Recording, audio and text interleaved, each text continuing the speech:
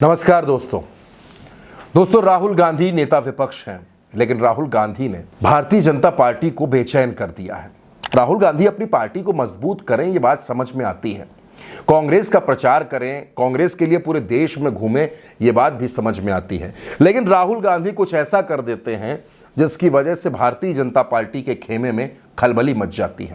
अब दोस्तों राहुल गांधी ने तमाम मुद्दों पर सरकार को घेर लिया। नरेंद्र मोदी की सरकार को कई फैसले वापस लेने पड़ गए। उसके बाद से ये सवाल खड़े होने लगे कि क्या नरेंद्र मोदी इतने कमजोर हो गए हैं?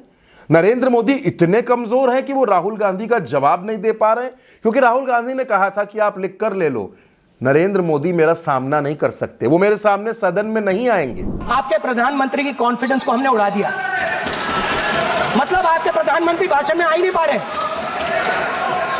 और मैं आपको एडवांस में बता देता हूं, मेरे भाषण में कभी नहीं आएंगे। और दोस्तों वाकई ऐसा हुआ, राहुल गांधी के सामने नरेंद्र मोदी सदन में नहीं गए।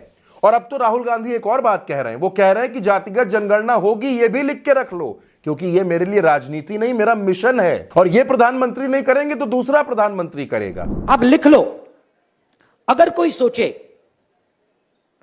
कि जाति जनगणना को रोका जा सकता है या 50% बैरियर को रोका जा सकता है, मैं आपको बता रहा हूं वो सपने देख रहा है।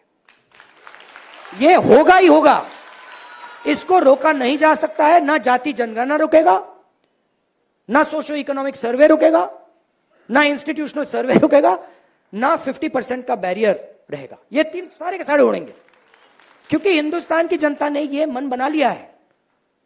ऑर्डर आ गया है, जनता से ऑर्डर आ गया है। अब आपको प्रधानमंत्री जी को यह बात एक्सेप्ट कर देनी चाहिए और ऑर्डर लागू कर देना चाहिए। और अगर नहीं करेंगे तो फिर दूसरे प्रधानमंत्री करेंगे।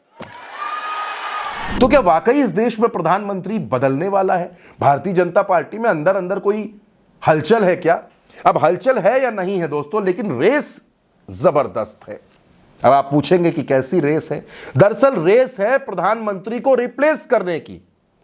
नरेंद्र मोदी हिंदू हृदय सम्राट है, उनकी छवि इतनी बड़ी है, पूरी दुनिया के नेता हैं, उनको रिप्लेस कौन करेगा? कौन है भारतीय जनता पार्टी में वो नेता जो नरेंद्र मोदी की जगह उनकी कुर्सी पर बैठेगा? अब ये रेस शुरू हो गई है, तो इस रेस में सबसे पहले मैं सबसे नए नए नाम की बात कर लेता हूं जो इस होड़ में खूब आगे चल रहे हैं। मध्य प्रदेश के मुख्यमंत्री हैं मोहन यादव। मोहन यादव अपने आप को हिंदूवादी नेता और हिंदू छवि का सबसे मजबूत चेहरा बताने में लगे हैं। हालांकि इस रेस में उत्तराखंड के सीएम पुष्कर सिंह धामी भी शामिल हैं, लेकिन इन दिनों वो मोहन यादव से कुछ पीछे चल रहे हैं।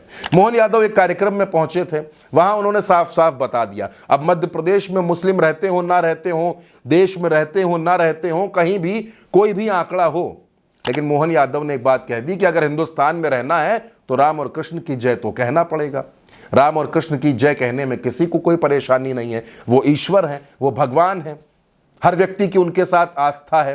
लेकिन जिस अंदाज में मोहन यादव लोगों को धमकी देते हुए ये बात कह रहे हैं, संवैधानिक पद पर बैठा हुआ कोई शख्स इस तरह की बात खुले मंच से कर रहा है, तो इसको आप क्या समझेंगे? सबसे पहले आप मोहन यादव की बात सुनिए। जो यहाँ का खाता है और कहीं और का बजाता है, ये नहीं चलेगा। भारत के अंदर रहना होगा तो राम कृष्ण की जय कहना होगा। अब दोस्तों ये बात हो गई मोहन यादव की। मोहन यादव नए नए मुख्यमंत्री हैं और उनके अंदर बहुत तेजी से हिंदूवादी नेता, हिंदू हृदय सम्राट और हिंदुओं के हितों का सबसे बड़ा रक्षक बनने की जो आकांक्षा है वो हिलोरे मार रही है, और उनकी ये हिलोरे उनके इस बयान में दिखती हैं। एक और मुख्यमंत्री हैं उत्तर प्रदेश में, योगी आदित्यनाथ, वो तो इनसे भी आगे हैं। उन्होंने बिल्कुल साफ लाइन में बता दिया, हिंदुओं बटोगे तो कटोगे। बहनों और भाइयों, राष्ट्र से बढ़कर के कुछ नहीं हो सकता, कुछ नहीं हो सकता। और राष्ट्र तब सशक्त होगा जब हम एक रहेंगे, नेक रहेंगे, तभी नेक रहेंगे। बटेंगे तो कटेंगे।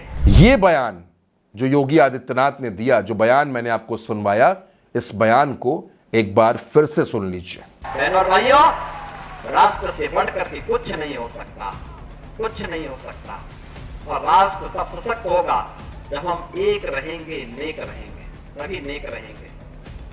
बटेंगे तो कटेंगे। अब दोस्तों ये उत्तर प्रदेश के मुख्यमंत्री हैं और ये साफ तौर पर इस तरह की बात कर रहे हैं।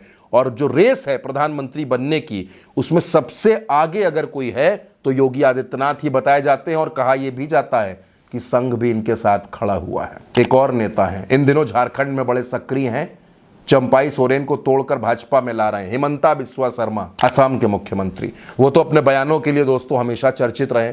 कभी वो कहते हैं कि सब्जियां मियाँ भाई लोगों की वजह से महंगी हो जाती हैं, तो अब वो कह रहे हैं कि असम को हम मियाँ लोगों की ज़मीन, मियाँ लोगों की भूमि नहीं बनने देंगे। और ये बात वो कहीं किसी बाहर मंच पर नहीं कह रहे, सदन के अंदर, विधानसभा के अंदर खड़े होकर ये बयान दे रहे हैं। संवैधानिक पद पर बैठा हुआ व्यक्ति इस तरह के बयान सदन में दे रहा है।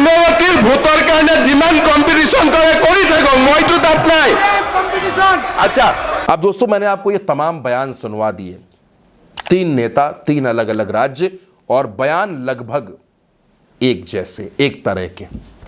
कोशिश क्या है? कोशिश सिर्फ इतनी है कि किस तरह से बांट दिया जाए, आपस में बांट दिया जाए और हिंदुओं को यह बताया जाए कि अगर आपको सुरक्षित रहना है तो क्या करना है, क्या नहीं करना है।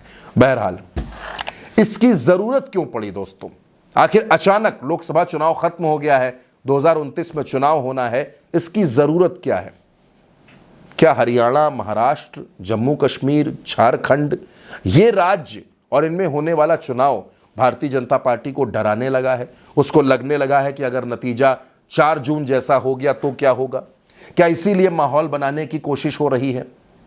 या विपक्ष से घबराई हुई भारतीय जनता पार्टी, जिस विपक्ष ने इस चुनाव में हालत खराब कर दी, भाजपा को लगने लगा है कि अपनी लाइन पर लौटना पड़ेगा, चुनाव को हिंदू बनाम मुसलमान करना पड़ेगा, अगर वो नहीं करेंगे तो उसके बिना कामयाबी नहीं मिलेगी।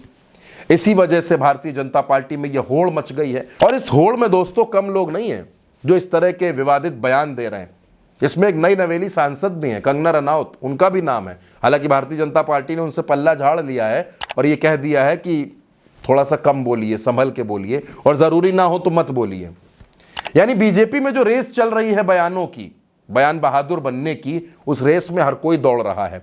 लेकिन ये 3 नेता दोस्तों ये संवैधानिक पद पर बैठे हुए लोग हैं, इन पर जिम्मेदारी ज्यादा है, राज्यों की जिम्मेदारी है, उत्तर प्रदेश की, मध्य प्रदेश की, असम की, अलग अलग राज्यों की जनता का भरोसा जुड़ा हुआ है। और अगर ऐसे लोग ये बयान देते हैं दोस्तों, अगर ऐसे लोग इस तरह से जो जिम्मेदारी वाले पद पर बैठे हैं वो इस तरह की बातें करते हैं, तो दोस्तों चर्चा होती है, बातें होती हैं, लोग सवाल पूछते हैं कि आखिर ऐसा क्यों है? क्या आप सिर्फ समाज के एक वर्ग के मुख्यमंत्री हैं?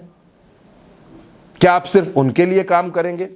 और अगर ऐसा नहीं है तो फिर इन बयानों की जरूरत क्यों है?